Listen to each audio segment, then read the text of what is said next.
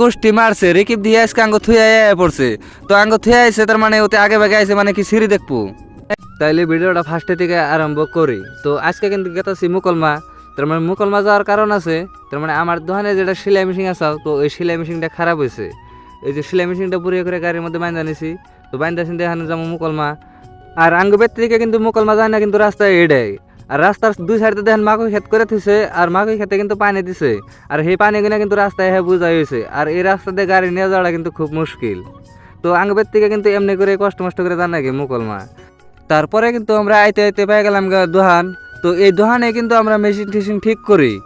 আর এই দোহানটা কিন্তু একদম মুকলমা যেটা থানা আছে, ওই দেখতেছেন যে থানার গেট ওটা, আর এই গেটের সামনে কিন্তু এই দোহানটা। আর এই দোহানে কিন্তু খুব ভালো করে মেশিন সেলাই মেশিন করে সার্ভিসিং করে দেয় আর ভালো করে ঠিক করে দেয়।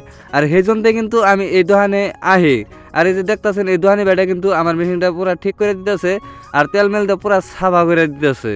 তারপরে কিন্তু আমি বেতে এলাম, বেতে দিয়ে আঙ্গ মা বেতে নাই, আঙ্গ আব্বা বেতে নাই। তার মানে ওরা খেতে গেছে তার মানে উলকপি কাটবা নিয়ে, কিছু মানে গিলা কপি কয়, কিছু মানে উলকপি কয়। ওই দেখতেছেন যে আঙ্গ আব্বার আঙ্গ মা কিন্তু বয়ে বয়ে কপি কিনে খুব মজার করে কাটতেছে।